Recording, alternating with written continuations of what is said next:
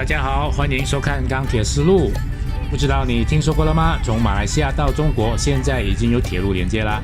这一集我们就先来了解一下全程需要多少天，要花多少钱。首先，我们先来了解一下中老铁路，一条把泰国、辽国以及中国连接起来的跨国铁路，在2021年12月3日已经开通了。不过，截至2022年3月为止，因为新冠疫情，各国尤其中国的边境都还没有完全开放，所以目前这个路线只能跨国运货，不能跨国载客。无论如何，当疫情好转之时，这条路线就畅行无阻啦。这也是有史以来第一次，马来西亚和泰国的铁路网连接上整个欧亚大陆铁路网。你可以从亚洲大陆最南端的火车站，也就是马来西亚的johor bahru火车站上火车，经过泰国、辽国，坐到中国昆明。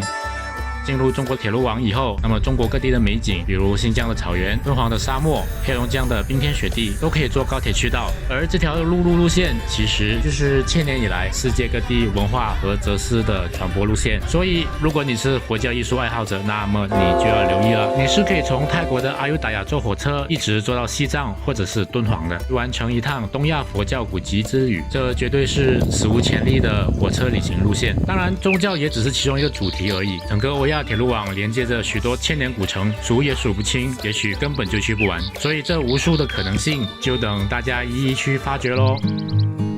其实用火车横跨欧亚大陆并不复杂，只要确保在每个国家你都可以办到上网的 SIM 卡，善用各国的手机地图、导航和订房平台，那么这整个旅程其实是比想象中容易许多的。话不多说，我们赶快来算一下，到底马来西亚到昆明要多少时间哈？从JB火车站算起，进入泰国虽然不远，可是却需要3天。路线是新山 JB Central、Gemas 到帕当布萨。从 JB 上火车最远只能去到 Gemas， 车程5个小时。在 Gemas 需要换车，因为 JB 到这里的火车路是旧的系统，跟 Gemas 以北的新系统不相容，所以不能直接通过。而且到 Gemas 以后要隔天早上8点才有唯一一班北上的火车，然后下午4点15分才能到帕当布萨。可是这就已经错过了从帕当布萨进泰国的最后一趟车，也就是下午3点40分的最后一班车。所以除非你坐计程车，不然在帕当布萨要等到隔天才可以坐火车进到和爱。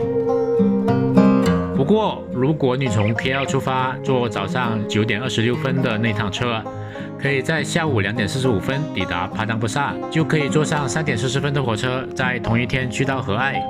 所以，虽然从 JB 出发要花上3天2夜才可以到泰国，可是从 KL 只需要1天就可以了。所以，如果没有特别原因，那么从 KL 出发是容易很多的。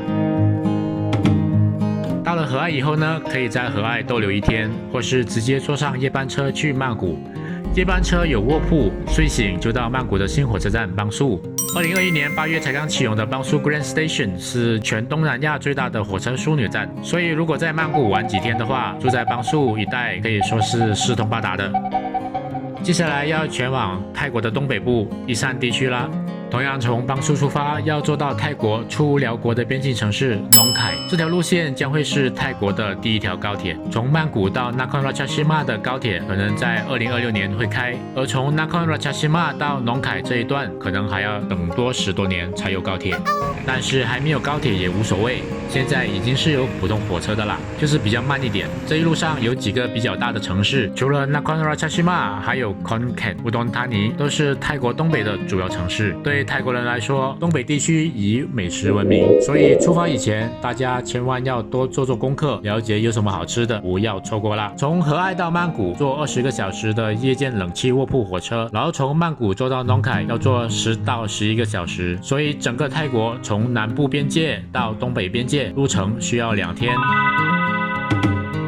火车来到农凯，就是辽泰边界湄公河的南边，湄公河的另一边就是辽国首都万象。从农凯过湄公河的火车服务依然是泰国国家铁路，车程才15分钟，因为就是越过湄公河而已。过边境后会停在 Tanalang 站，这个跨国的短程火车，目前跟帕当布萨过泰国一样，一天只有2趟。目前查到的时刻表是早上7点半，还有下午2点45分各一趟，所以大家要留意啦。不过塔纳兰站离开万象火车站还有25公里，目前其实是没有铁路连接的，未来可能会建，所以目前是要换乘巴士或者是嘟嘟之类，坐到去中辽铁路的辽国首都站万象。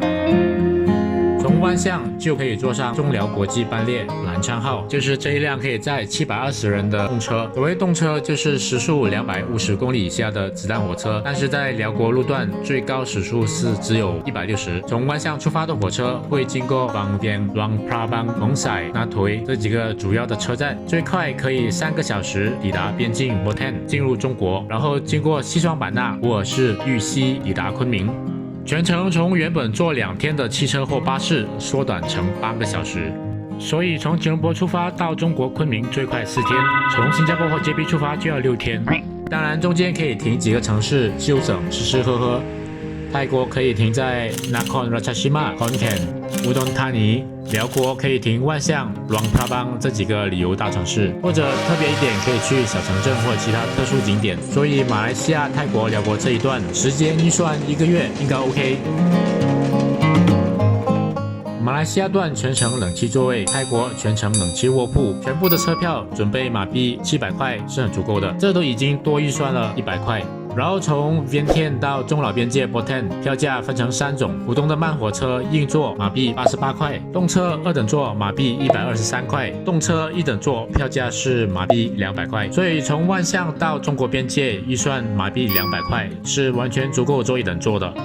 动车1等座座位比较宽敞，左边2个座，右边2个座。动车2等座一排坐5个人，一边2个座，一边3个座。到了 Botan 站就换乘中国的高铁，越过边境进入中国高铁网的第一站摩汉，然后直接到达昆明。Botan 到昆明票价预算是人民币271块钱，也就是马币185块钱，所以 JB 到昆明总花费是1000块马币。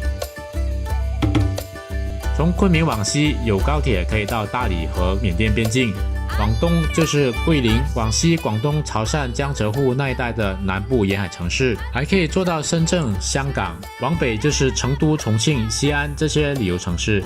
基本上所有城市都有高铁连接。之前提到的坐到敦煌，可以从昆明坐到重庆，然后从成都到西安，再从西安到兰州。兰州一般都要等1天，隔天可以坐高铁直接抵达敦煌。在敦煌可以住个3-4天，毕竟来趟实在不容易。而且鸣沙山月牙泉的门票一票可以用3天，不限时间，可以在里面流连到入夜，也可以天没亮就进去等日出。当然还有莫高窟，这个必须去。莫高窟的洞窟只可以在导览小姐姐的带领下参观，大概10个而已，这也是为了保护文物。洞窟出来以后，外面还有个博物馆，内容非常丰富，想仔细了解敦煌的人绝对可以流连1整天。所以在敦煌3-4天是不会闷的。离开敦煌，再往西就是新疆。新疆就更辽阔了，粗略的走一遍也要1个月吧。从新疆可以坐火车去到哈萨克斯坦，这也是一个很漂亮的国家。从哈萨克斯坦可以坐轮船穿过里海，去到阿塞拜疆的巴库，再重新登上火车，接着去到有中亚瑞士美称的格鲁吉亚，然后就进入土耳其，也就是欧亚大陆的交界处了，就可以去到欧洲啦。这部分的路线叫做巴库、Tbilisi、安卡拉 Middle Corridor， 和中国哈萨克的铁路交在一起，就是第2欧亚路桥。那么第1欧亚路桥当然就是西伯利亚铁路啦。从中国进入西伯利亚铁路有好几个方法，这个就放到另一集再说吧。看到这里，你会不会心动，也想约上朋友们一起从马来西亚坐火车到中国旅行呢？哪个地方是你最想去的？又或者你最担心的是什么问题？欢迎在留言区跟大家一起讨论。感谢你收看这一期的节目，要是这一期对你的旅游计划有帮助，请给我们一个赞，也欢迎转发分享给亲朋好友。记得订阅我们的频道，再启动小铃铛，就不会错过我们的节目啦。下一期再见。Can can't be like just a longer just some